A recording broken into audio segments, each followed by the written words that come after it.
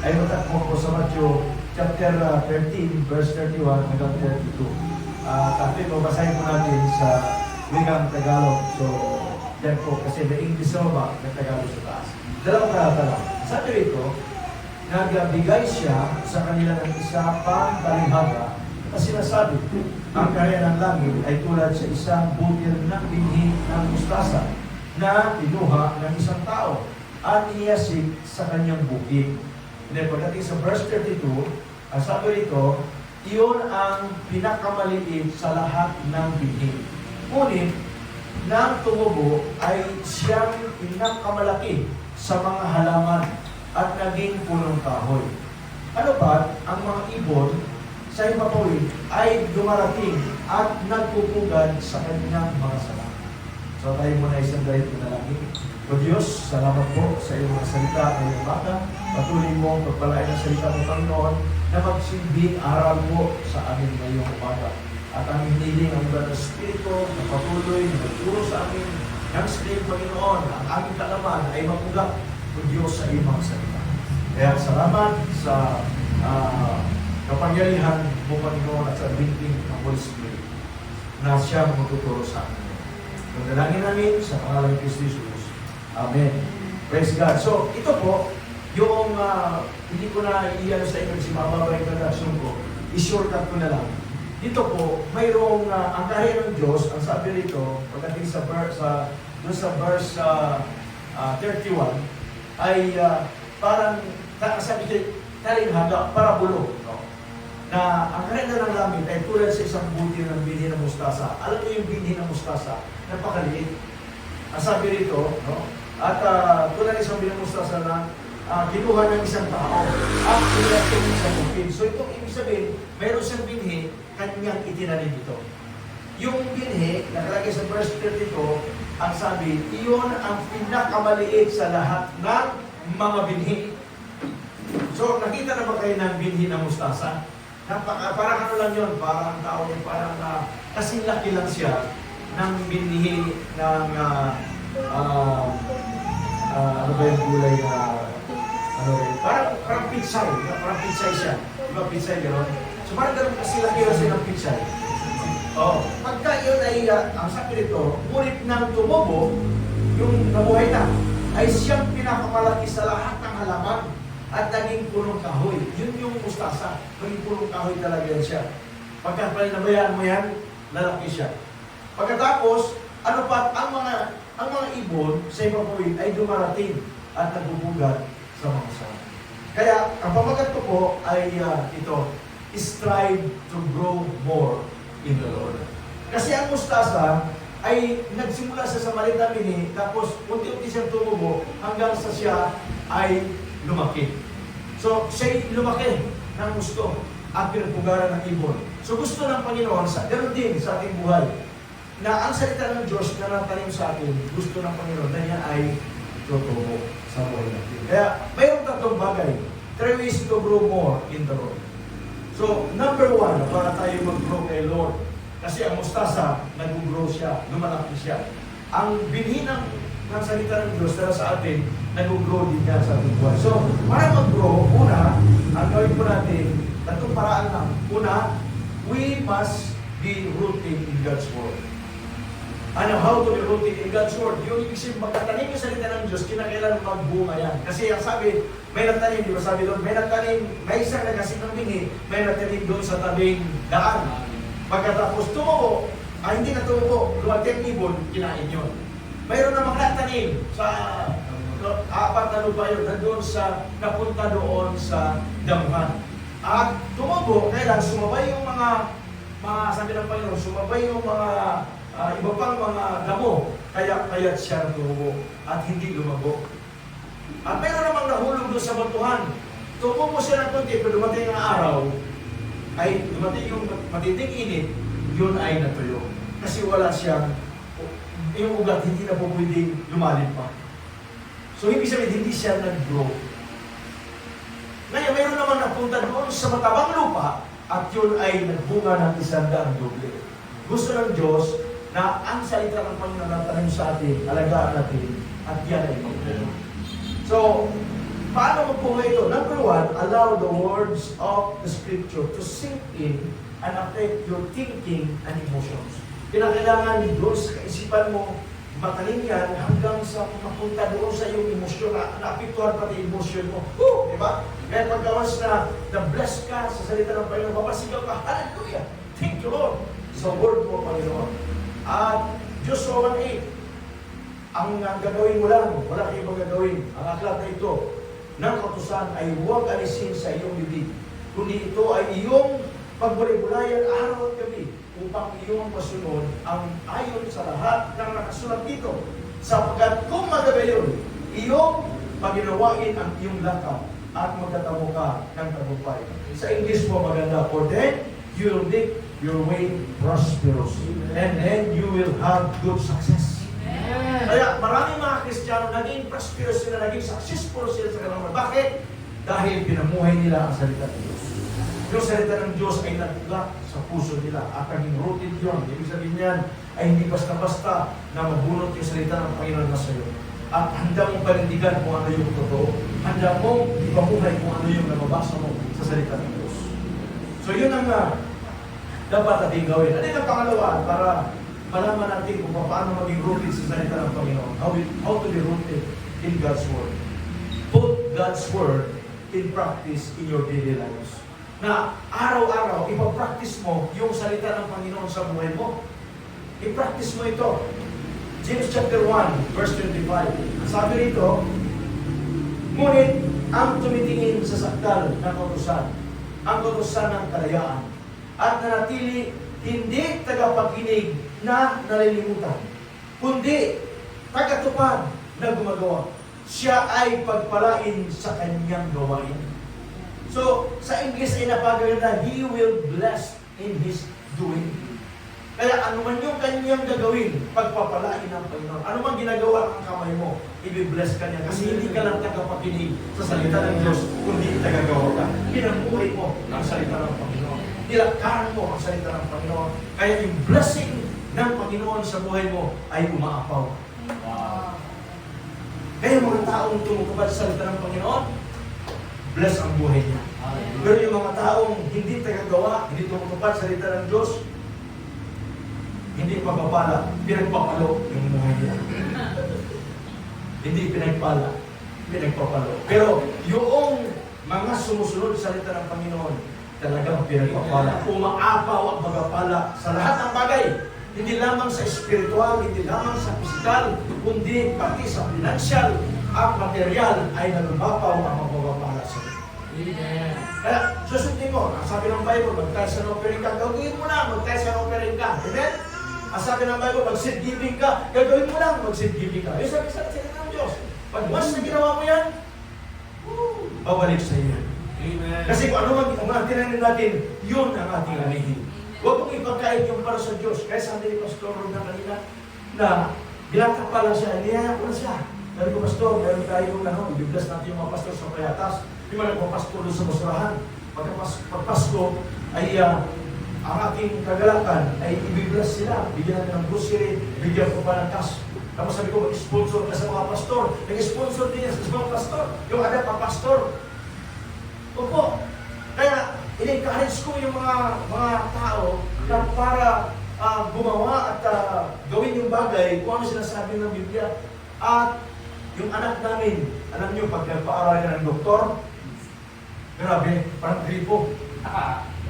Kaya yung bininta namin, milyon yung kulang-kulang 2 milyon na gasto namin sa lusa, yung galing yung pera nyo. Wala kami talaga, maski pa siguro may trabaho pa yung isip ko, hindi talaga kakayanin. Pero yung mga tumulong sa akin, nilista ko yung mga taong tumulong. Nagtanim yung pastor, naniwala ko, sabi niya, na yung anak mo, yun ang talagang ambisyon na mangyayari, yun yung kanyang desire, ng doktor. Pastor, tutulong ako, maging blessing ako, kaya may nagbibigay ng laptop, at pag kailangan, sabi niya, Daddy, hindi lang laptop, hindi lang ngayon, iPad na, mag-pray ka, puro pray lang. Pagkatapos, may share ko lang sa isang kapatiran, ano mo, Pastor? Mura lang. Nasa Australia ko noon, sa Perth, sabi ng kapatiran, sabi ka, kung magkano ang ano dito, iPad, bakit Pastor? Sabi ko kasi yung anak kong naguluto, kailangan lang niya. Ay, mura na mga iPad dito, Pastor, sa Australia. Pagkapagalala, sabi niya. Tapos, kinagawa mo sa anak mo. Amen. Ito, magkano? Hindi, tanim ko yan sa anak mo. Kasi may mga anak ko maliit, pagdating ng araw, pag nag-aaral yung anak ko, meron yung magbibigay sa akin, sabi niya. Amen. Eh, sabi ko, kapurahilan naman, hindi. Sabi, hindi, pastor, tanim ko yan para sa anak mo. Kaya nung sabi ko sa anak, na, mayroon ka naman mo, iPad. Ay, talaga po. Dahil ko na pag-uwi mo dyan. Grabe. Kasi yung nagsalita ka lang, eh kung hindi po ng Panginoon, maski magparinig ka pa. Hindi ka talaga magpasinino. Hindi po siya ng Panginoon. Nagkana ko sa araw na yung kinagabihan. Dinala na yung iPad. Kaya yun ang ating mananampalataya ka sa Panginoon. Ang Lord provided basta ikaw ay susunod kung ano sinasabi ng salita ng Diyos. Ipamuhay mo kung ano sinasabi ng salita ng Panginoon. At yung blessing ay aapaw sa iyo. Amen. Tapos yung aming anak nag-aral siya sa Linan University, yung bunso. Tapos nag-aral sa Chinese University sa kanyang room. Natapos din yun. Ang amin lang, baon lang. Kasi sa Hong Kong, mayroong naipasa mo yung mga exam mo, mayroong study now, be leader. Kaya maski, kasi hindi namin kaya. 40,000 per semester sa Hong Kong eh. 40,000 na $1. Times 7 mo lang yan. Kayanin ba namin yun? Dito ay mga sa halos bilyon na ata yun eh. So, yung aming gagastusin sa loob ng isang taon, milyon. Pero nakatapos siya sa tulong. Kaya tayo, kung ano sinasabi ng salita ng Panginoon, nakalagay dyan, no? Pagka tagatupad ka sa sinasalita, hindi ka lang tagapakinig, kundi tagatupad ka. At gumagawa, siya ay pagpapalain sa kanyang mga doon. Ano man ang ginagawa mo, ano man trabaho mo, i-bless ka nito. And then, number 3, how to be rooted in God's Word. Let Christ dwell in your heart through faith. Hayaan mo si Kristo, patirahin mo sa iyong puso. Para maging rooted ka, patirahin mo si Kristo sa puso mo. Ang sabi ng Biblia, dito po sa Ephesians chapter 1 verse 17, si Kristo ay manahan sa inyong mga puso sa magitan ng pananampalataya upang kung kayo'y mag-ugat at magtumibay sa pag-ibig. So kinakailangan yung salita ng Panginoon, hindi lang salita ng Panginoon na patirahin mo. Si Kristo mismo ay manahan sa ating puso. At patirahin mo talaga sa pagitan ng ano? Sa pananampalataya. Pagkat tumira si Kristo sa pananampalataya, sa iyong puso, sa pagitan ng pananampalataya, mag-ugat ka talaga at magtumibay ka pa sa pag-ibig. Maging grounded ka sa love. And in Colossians chapter 2, verse 7, ang sabi na nakasulat at nakatayo, nakaugat at nakatayo sa Kanya at matibay sa pananampalataya gaya ng itinuturo sa inyo at sabi rito na sumasagana sa pasasalamat. Kaya mag-ugat ka dapat talaga na nakatayo ka sa Kanya at magtumibay sa pananampalataya. Kasi hindi pwedeng hiwalay yung pananampalataya mo sa salita ng Panginoon. Para lalo kang mag-ugat, lalo kang tumibay, kinakailangan mayroon kang pananampalataya sa ating Panginoon. And then next, sabi, pangalawa. So yung tanong natin kasi ay kanina sa pangalawa ay we must be rooted in God's Word. And how to be rooted in God's Word, tatlo yung binigay ko sa inyo. So ngayon naman ay pangatlong paraan, no? 3 ways to grow more in the Lord. Pangalawa ay ito. We must grow in the grace and the knowledge of our Lord Jesus Christ. So, para yung isa, di ba yung mustard seed kasi, ang sabi, bumupunta yung mga ibon, pagkatapos nagpupugan na siya ron. Kasi bakit kinupugaran? Dahil nag-grow na, lumaki na yung mustasa. Pag ikaw ay nag-grow, dapat mag-grow din yung biyaya ng Panginoon sa buhay mo. Hindi lang yung salita ng Diyos, kundi pati biyaya ng Panginoon, mag-grow sa buhay mo. Sabi ni Pedro, 2 Peter chapter 3 verse 18, subalit lumago tayo sa biyaya at sa pagkakilala sa ating Panginoon at tagapagligtas na si Kristo. So makanya nawa ang kalatian ngayon at hanggang sa araw ng walang hanggan. Amen. Ito yung parang benediction ni Pedro na dapat tayo mismo ay lumago sa biyaya.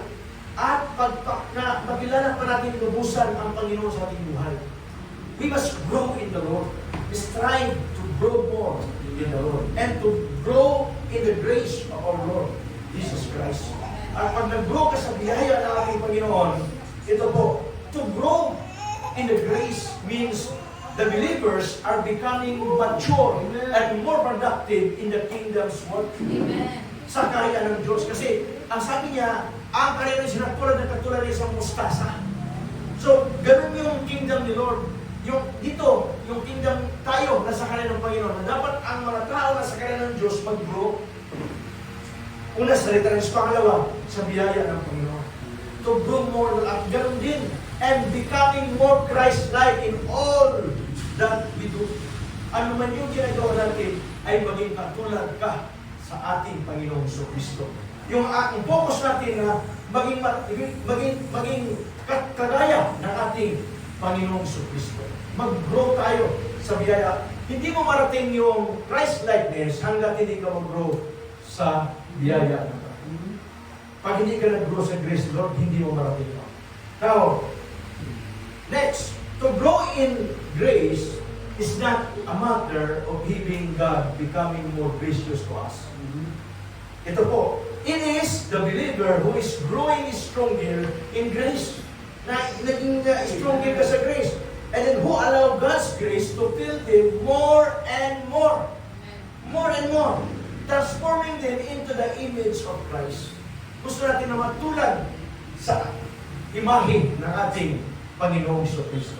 Ang sabi sa Titus chapter 2, verse 11 to 12, ito po ang ating mabasa. Sapagkat nagpakita ang biyaya ng Diyos na nagdala ng kaligtasan sa lahat ng tao. Kaya tayo naligtas dahil sa biyaya ng Panginoong Kristo. Yun ang dala ng grace ni Lord. And then, ang sabi sa verse 12, na nagtuturo sa atin na matapos itakwil ang kasamaan. Dati naman tayo masama eh. Dati tayo walang Diyos. Pero makilala natin ang Panginoon, tinakwil natin yung kasamaan. At mga makamundong pagnanasa. Doon ang buhay natin sa mundo natin. Wala tayo dapat ipagmalaki. Galing tayo, parang masahan tayo. Wala tayong silbi sa harapan ng Panginoon. Subalit kung makilala natin sa biyaya naman ng Panginoon Kristo. Ay, ang sabi rito, at dapat tayong mamuhay ng may katinuan. Kaya, dahil sa biyaya ng Panginoon, ang desire natin ngayon, mamuhay ng katinuan. Kasi ang biyaya ng Lord, biyaya ng God, ay nagtatrabaho sa puso natin. Kaya ang desire mo ngayon, na dapat siya lang maparangalan sa buhay mo. At dapat tumino tayo. Sabi mo sa katabi mo, tumino ka na ba? Na mayroong katinuan. Ano pa? Matuwid at banal sa kasulukuyang panahon. Yun yung biyaya ng Diyos. Pag nag-grow ka sa grace ni God, ang iyong desire ngayon, maging matuwid at banal sa harapan ng Panginoon. Kaya pag sinabi mong, sa grace ako, tapos walang kabanalan, hindi grace yun. Ang grace, nagtuturo na maging banal ka. Nagtuturo na maging matino ka. Nagtuturo na ikaw ay maging matuwid. Yun yung grace ni Lord na nagtatrabaho sa ating buhay at nakikita ng mga tao. Now, to grow in the knowledge of our Lord Jesus Christ involves complete dependence upon the Holy Spirit. Kasi, hindi ka lang nakalagay kasi dyan, grow in the grace and ano yun? Knowledge of our Lord Jesus Christ. Now, to grow in the knowledge of our Lord involves complete dependence upon the Holy Spirit. Pagka ikaw ay nag-grow ka sa knowledge ni Lord, para mag-grow ka talaga sa alaman o karunungan ng ating Panginoon, mga kapatid, kinakailangan mo ang banal na Espiritu ng Diyos. Ayon po sa John chapter 16, verse 13, subalit kapag dumating na ang Espiritu ng katotohanan, pagkatubayan niya kayo sa buong katotohanan, sapagat hindi siya magsalita ng mula sa kanyang sarili, kundi anumang bagay na kanyang marinig, iyon ang kanyang sasabihin, at kanyang ipapayag sa inyo ang mga bagay na darating. Yun yung trabaho ng banal na Espiritu. Yung mga bagay na darating ay sasabihin sa iyo. At hindi lang yan, makikita natin na siya magtuturo sa atin sa lahat ng katotohanan na hindi ka maliligaw, sapagat hindi siya magsalita ng mula sa kanyang sarili. Ito'y galing mismo sa Ama at pinaparating sa atin sa magitan ng ating Panginoon Kristo. At yung Holy Spirit na nagtatrabaho sa atin, yun yung magtuturo sa atin sa lahat ng bagay, mga kapatid. And then, 1 John chapter 2, verse 26 hanggang 27. Kasi noong araw, marami nang nanliligaw, maraming gustong manligaw o iligaw ka ng landas. Ang sabi ni Juan, sabi niya, isulat ko sa inyo ang mga bagay nito tungkol sa mga mandaraya sa inyo. Kasi mayroon talaga, hanggang ngayon naman maraming mga katuruan na hindi tama, maraming mga tao gusto tayong dayain. Subalit, ang banal na Espiritu ng Diyos na nagtatrabaho sa atin, yung matuturo sa atin para hindi tayo maligaw. Ang sabi sa verse 27, tungkol sa inyo, ang pagpapahid na inyong tinanggap. Ano yung pahid? Ito nakalagay sa sa English, mga kapatid, yung anointing. But the anointing that you receive from Him, yun yung anointing, yun yung Holy Spirit. Kaya, pinahiran tayo ng banal na Espiritu ng Diyos. Nung tinanggap mo ka ng Panginoon, ang Holy Spirit nakatira na sa iyong buhay. At ang Holy Spirit na yung anointing ngayon, yun ang tuturo sa iyo sa lahat ng bagay. At ang sabi rito, kaya hindi na ninyo kailangan pang kayo'y turuan ng sino. Bagamat ginagamit natin mga pastor na tuturuan tayo, pero mayroong dakilang guro na natuturo sa atin na walang iba ang banal na Espiritu. Ngunit kayo'y tinuturuan ng kanyang pagpapahid, itong anointing na sa atin, tungkol sa lahat ng mga bagay. At ito'y totoo at hindi kasinungalingan. Kung paano kayo'y tinuruan nito, ay gayon kayo manatili sa Kanya. Kaya tayo nanatili sa Panginoon. Hindi ka tumitigil sa paglilingkod kasi ang Holy Spirit ang siyang nagtulak. Nagsasabi sa atin, maglingkod ka, manatili ka sa Panginoon. Kaya tayo ay nanatili ngayon sa ating Panginoon. And then next, to grow in the knowledge of our Lord requires patience. Kaya pagka gusto mo grow sa kalaman, karunungan mula sa Panginoon, ay kailangan mo ng matinding pasensya. Endurance, talagang manatili ka. Ano man ang mangyari, hindi ka susuko. And teachable spirit. Marunong kang tumanggap ng pagkakamali o tuturuan ka, ay dapat tumanggap ka ng pagtuturo sa iyo. Pagtutuwid sa iyo. Christians who take the know them all have no more room to go. Pag sinabi mo na, alam mo na lahat yan. Wala na. Tapos na. Hindi ka na mag-grow.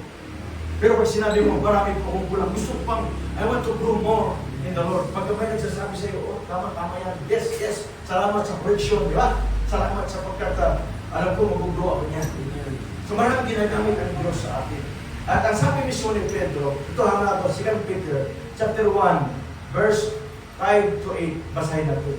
At dahil dito, gawin ninyo ang lahat ng inyong makakaya na tususan ng inyong panampalataya. Kasi, ang nag-grow talaga dyan, ang talagang kaya nag-grow ka dahil sa faith mo na nasa iyo. At mayroong karugtong yan. Sabi niya, tususan ang palataya ng kabutihan. Dagdagan mo, yung panampalataya mo, dagdagan mo ng kabutihan. At ang kabutihan, dagdagan ng kaalaman.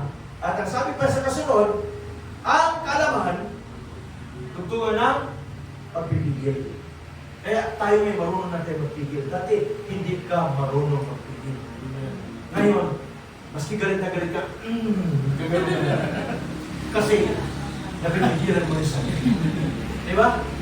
Oh. Gusto mo na sana, magsalita ka na sana, marang-murahin mo lang, gaganon ka na lang. At sabi, ang pagpipigil, at sa pagpipigil, may kasunod, ang pagtitiis. Kaya marunong ka na magtiis ngayon. Dati, hindi ka na magtiis. Di ba? Lagi ka naiinip, pero ngayon natitiis ka, naghihintay ka. Marunong ka na ngayon maghintay. At sa pagtitiis, may karugtong pa rin ang pagiging makadiyos. Kaya ikaw ngayon ay makadiyos na. At hindi nagtatapos dyan. Doon sa verse 7, at ang pagiging makadiyos ng pagmamahal sa kapatid. Kaya, ito, sanga-sanga na kasi yan. Hindi mo pwede kasi magtapos lang doon sa tayo. Dapat mayroong, ang gusto mo mag-grow, may kasunod talaga. Kaya yun ang sabi dito, ay pagmamahal sa kapatid. Ano pagmamahal? Di pa rin tapos. Ang pagmamahal sa kapatid ng pag-ibig. Kaya, mamahalin mo yung mga taong hindi kayo. Sapagat kung ang mga bagay na ito, sabi sa verse 8, sabi ni Pedro, Sapagkat ko ang mga bagay nito ay nasa inyo. Pag ang lahat ng yan sinabi niya, nasa atin. At dumadami. Ibig sabihin, nag-grow. Dumarami, sabi niya. Hindi kayo magiging mga walang saysay at mga walang bunga sa pagkilala sa ating Panginoon Kristo. Ang ibig sabihin, Pedro dito, ikaw yung Kristiyano na makapinapak. Hindi yung Kristiyano wala kang pakinapang sa Panginoon. Para tumanda ka na walang pinakatandaan. Ito, tumanda ka na mayroong pinakatandaan. Yun yung buhay natin, mga kapatid. At hindi lang si Pedro ang may sabi, maging si Pablo, may sabi dyan sa mag-grow tayo sa knowledge ng Panginoon. Ang sabi niya sa Colossians chapter 1, verse 8 to 10, at siya rin namang sa amin ay nagpahayag ng isang pag-ibig sa Espiritu. So, ang sabi nito, siya rin namang sa amin ay nagpahayag ng iyong pag-ibig sa Espiritu. Sinabi niya sa mga tao sa Colossians, sa mga Kristiyano, yung pag-ibig sa Holy Spirit, bakit inibig niya Holy Spirit? Sapagkat dumalo yung biyaya ng Panginoon sa buhay nila. That is sa verse 9, kaya mula ng araw na aming marinig ito, hindi kami tumigil ng panalangin para sa inyo. At sa paghiling na kayo'y punuin ng kaalaman, nakalagay po dyan sa English knowledge, nakalagay, na punuin tayo ng kaalaman, sabi dito, ng kanyang kalooban sa buong karunungan at pagkakawang spiritual, pagkaunawang spiritual. Yung spiritual, maunawaan mo, ang nakalagay spiritual wisdom and understanding. So, maunawaan mo ang lahat ng bagay, pag once na hinayaan mo ang biyaya ng Panginoon na mag-flow sa buhay. At pagdating sa verse 10, upang kayo'y lumakad ng narapat sa Panginoon. Gusto ng Diyos na lumakad tayo ng narapat sa Panginoon. Yan ang gusto ng Panginoon sa buhay natin. Yan ang gusto ni Pablo. Nalubos na nakakalugod sa Kanya. Namumunga, hallelujah, namumunga sa bawat gawang mabuti at tumalago sa pagkakilala sa Diyos. Dapat lumago talaga tayo. Nakalagay sa English ay increasing in the knowledge of God. Mag-increase yung knowledge natin sa Panginoon. Ay nagkamuli na pangatlo na paraan para lumago tayo sa Panginoon. Number 3, we must grow in love. Ito yung pinakahuli na dapat tayo ay lumago sa pag-ibig. Hindi ka lang lumago sa salita ng Diyos, hindi ka lang lumago sa biyaya ng Diyos at sa kanyang karunungan, kundi dapat lumago din tayo sa pag-ibig. Basahin natin ang Philippians chapter 1, verse 8 to 9. Sapagkat saksi ko ang Diyos kung gaano ang pananabik ko sa inyong lahat sa pagmamahal ni Kristo. So, ganito, bakit natin inibig ang mga kapatid nito? We love them because we love God. Amen? I love you because I love God. Kaya nga, I love you with the love of the Lord. Amen? Kaya pagka, hindi masama. Sabi, I love you sister with the love of the Lord. I love you sister with the love. I love you brother with the love of the Lord. Huwag duntungan mo kasi baka sabi mo lang, I love you, tapos lalaki na sabihan mo, I love you too. Ako din ba? Sorry. Okay, delikado yun, no? Misinterpret ka. Tuntungan mo, I love you with the love of the Lord. Kasi pag sinabi mo, I love you, I love you too. Tapos sabi, tayo na ba? Mas delikado yun. Mas delikado yun. So, kaya sabi nito ni Pablo, no? Sabi niya, idadalangin ko na ang inyong pag-ibig ay lalo pang sumagana sa kaalaman at sa lahat ng pangunawa. Pati hindi po ito Yung sabi niya, and it is my prayer that your love be abound more and more. Sa ibang English translation, increase ang ginamit. Ang ibig sabihin niyan, lumago, sumagana yung pag-ibig na nasa iyo. At with the knowledge and all discernment. Na ma-discern mo, ibig sabihin niya, maunawaan mo. Yung bang lahat ng bagay ay dapat mo unawain at maunawa at ipunawat naman sa iyo ng ating Panginoon. So, we should pray that our love will grow. We all know that God is love and that God tells us we are to love each other. Nang pag-ibigan tayo sa isa't isa. We are to love our parents. Mahalin natin ang ating mga magulang. Sino po may mga nanay dito? Amen. Yung ako, mayroon pa akong nanay. 85 na siya ngayong February 4. Tuwing birthday niya, pumunta ko ngayon sa Davao. Taga-Davao po. At yun ang aking pang-birthday yung sarili ko. Pagka dating ko roon, sabi ko, kasi twice a year, nandun ako. Pumunta ako sa kanya. Bisa tinatanong ko siya, kilala mo ko ba ako? Oo naman. Kasi baka nakalimutan ako. Upload ako, nagtagal na parang 50 years na. So, maski minsan na ako pupunta, binibless ko yung mother. At binibigyan ko siya ng pera, sabi ko, mag-shopping ka, bumain kayo sa labas. Basta, yan, ang apo mo, si apo niya nag-alaga, ay gawin mo yung gusto niyong gawin at mamili ka kung anong gusto mong bilhin. So, we are to love our parents, our spouses, ang asawa mo na binigay siya ng Panginoon, blessing yan, binigyan ka ng mister, binigyan ka ng misis. So, ang gawin mo ay mahalin mo siya. At yung mga anak, our children, our friends, and even our enemies. And we are to love God most of all. Ang Diyos, mas para natin ang gusto. Pero dapat mag-grow tayo sa pag-ibig. Lahat, mahalin natin. Yung hindi kayo ibig-ibig, ibigin natin. Amen ba, mga kapatid? Kasi, ibigin kayong kaaway eh. So, sa mga Kristiyano naman, wala naman tayong kaaway. Tayo inaaway, tama? Kaya, ibigin natin yung mga umaaway sa atin. So, yun ang talagang dapat. Now, dito po, Apostle Paul prays that our love will abound more and more. In other words, it should grow deeper. Dapat lumalim tayo sa pag-ibig. We should love people more. Na lalalim talaga yung pag-ibig. Hindi lang yung, mahal kita, mahal kita, mahal kita.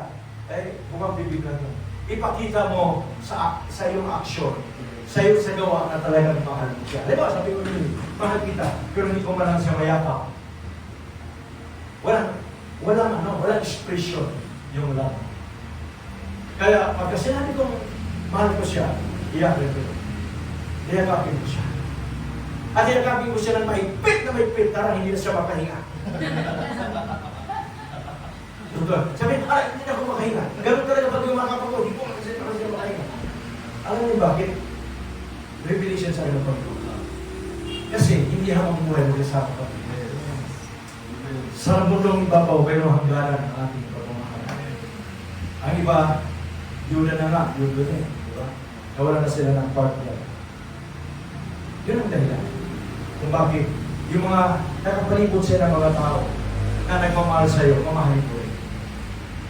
Mabumayaan na hindi nila maramdaman ang pagmamahal. Yes. Mahalin mo sila. So, the love that we need to pray, ito po, mga kapatid yan. The love that we need to pray for is not just love flows, but rather love that overflows.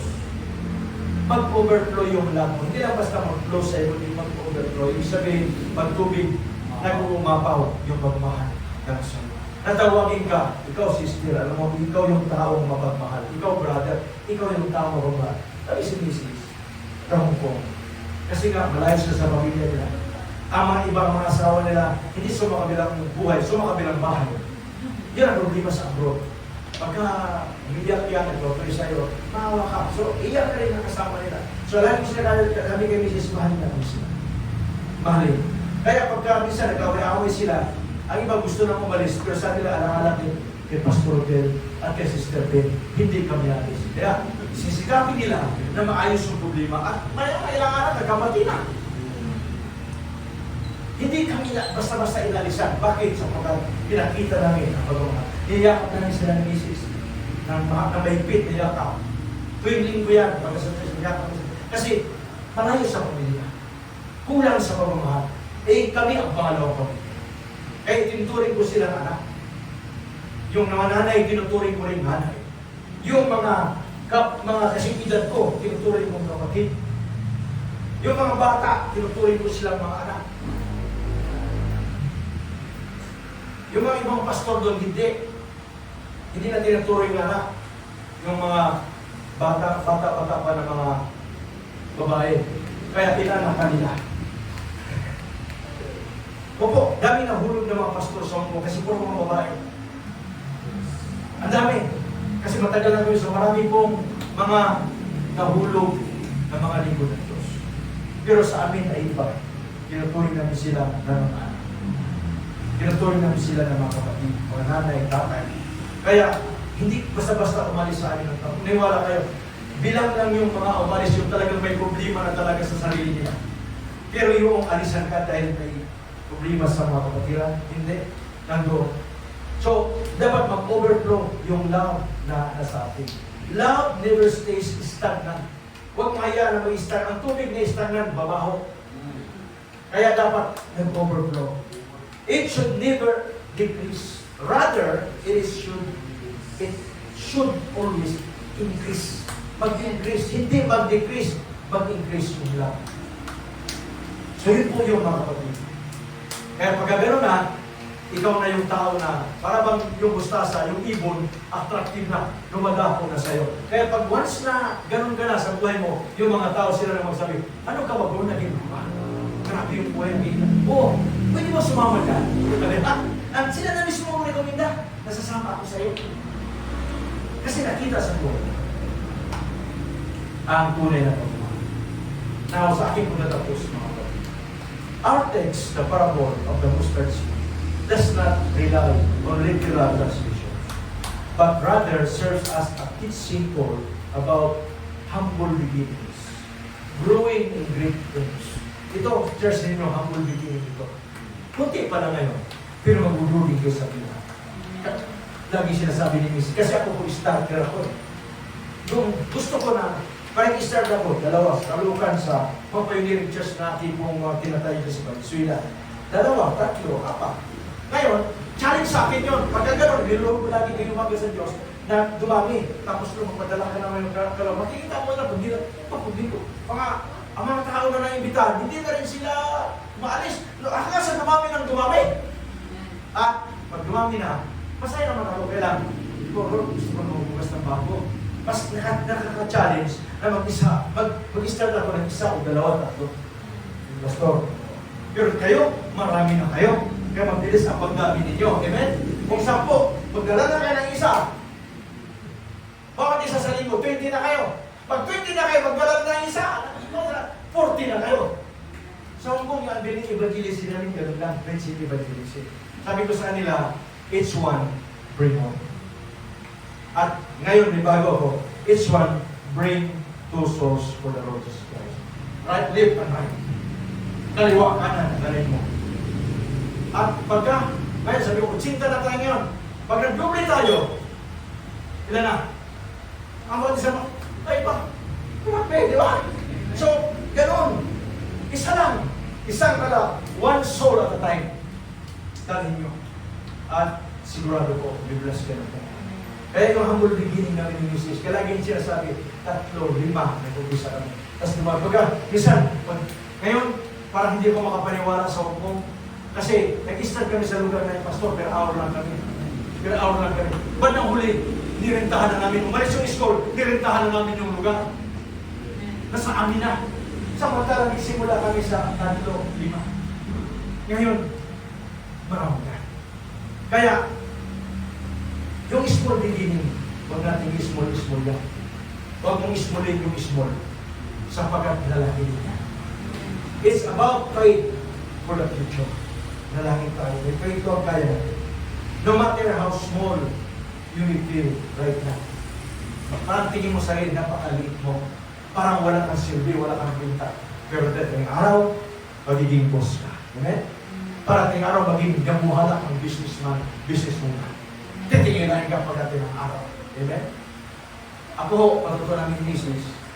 Siya po, lumaki na may kaya sa buhay. Ako lumaki, kinakaya ang buhay. Pero, nagsikap po kami. Hindi kami umasa sa kanang tao. Umasa kami sa Panginoon. Amen? So, be like a mustard seed. Nag-umpisa mali, palaki ng palaki. Amen? Lahat ng apoy, nagsimula sa maliit bago lumaki. Parang ikaw yun. Nagsimula ka sa maliit ngayon sa buhay mo. Pero nalago ka rin pagdating ng araw. Amen? At ikaw ay gagamitin ng Panginoon mightily maging successful ka sa iyong buhay. Tayo kong lahat ay mo ko at manalangin. O Diyos, salamat sa iyong mga salita.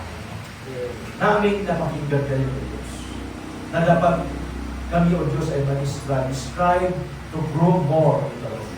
Na sikapin namin, O Diyos, na lumago sa inyo, Panginoon. To grow more and more. Kasi pag yun ang aming desire, Panginoon Diyos, kami ay pakinabang pagdating ng araw sa isang buhay mananampalataya, sa isang ministeryo na kung saan nilagay mo kami, Panginoon, itinanim mo kami, maging pakinabang kami, O Diyos. Kaya, salamat sa iyong mga salita, salamat sa ministeryo nito, at ikaw para patuloy, Panginoon, kay Pastor Nan, Mr. Ching, at kay Pastora Virgin, Panginoon, lahat na nandito ng mga magkatawa ay patuloy ng bless at mga members, Panginoon. At alam mo, Diyos, na tinaraw, mag-umapaw ang mga luwa sa mga ito. Sa ikaw ang nadadala, Panginoon, ng maraming katuwa. Ikaw ang niligtas ng maraming mga tao. Salamat ang marami. Inalangin natin sa Panginoon Jesus. Amen. Maraming salamat. Salamat po, Pastor. Papa ko si Lord. Amen. Mag-enjoy po tayo, no? At may second picture po po. Hindi, dahil ko lang po sinabi natin nung Pastor Jin, yung ating word for our first year anniversary. Remember, sabi doon sa Karaya 4:10, do not despise these small beginnings.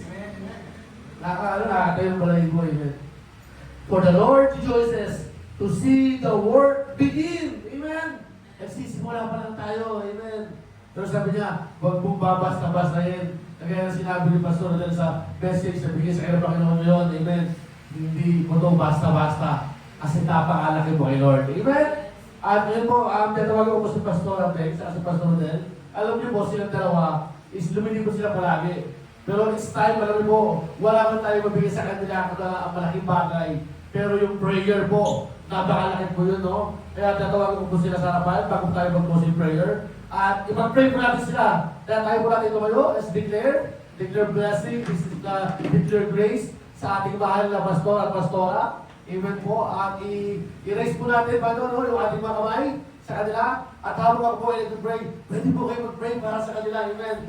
This is the time of declaration for the year 2026. Kailangan po na mag-asawang ito ng isang bagay na malaki at kalakasan at joy para sa kanilang itatawid na panibagong taon. Amen. Then marami silang mga anak spiritually. Sige po. Lord, maraming salamat, Panginoon, sa buhay po ni Pastor Rodel at ni Pastora Ben, Panginoon, sa buhay po namin, Panginoon. Sila po ay napakalakis sa amin, Lord. Lord, itinalaga mo sila bilang ama at ina ng marami, Panginoon.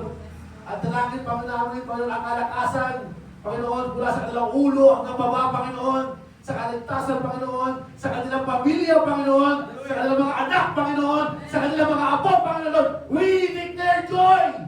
We declare grace, Father Lord, abundance, Father Lord, for the year 2026, Father Lord. Lord, thank you, Panginoon, sa ministry na ibinigay mo sa kanila, Panginoon, Lord. Ano mo, Panginoon, pagod, Panginoon.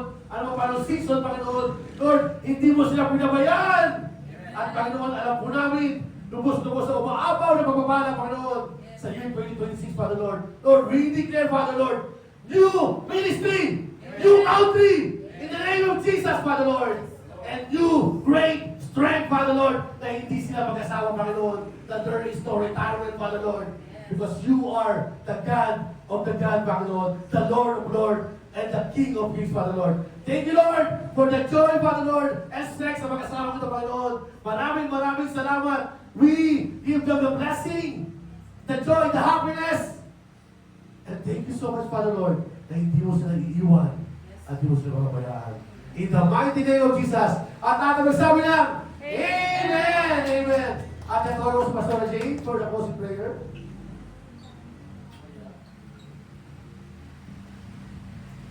Napakagandang mensahe, di ba?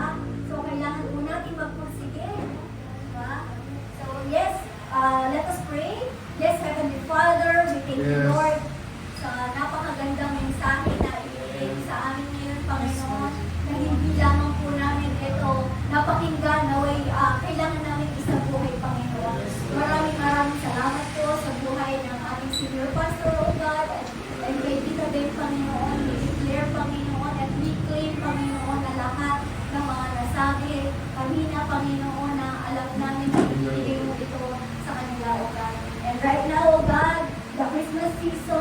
Remind us, Lord, na hindi lang po ito tungkol sa gifts, sa handa, o sa celebrations.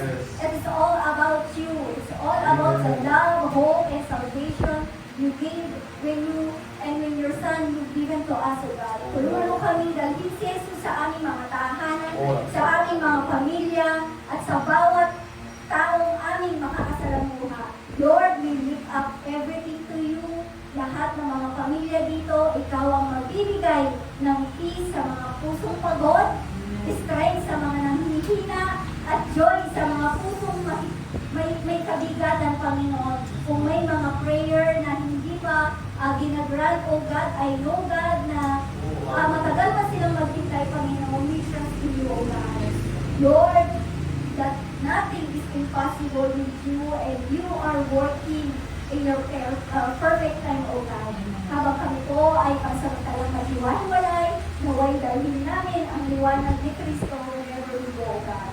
Help us to live with humility, love, and compassion, not only this coming Christmas, but every single day of our lives. Maraming salamat po, Ama, for the greatest gift of all, Jesus, Panginoon.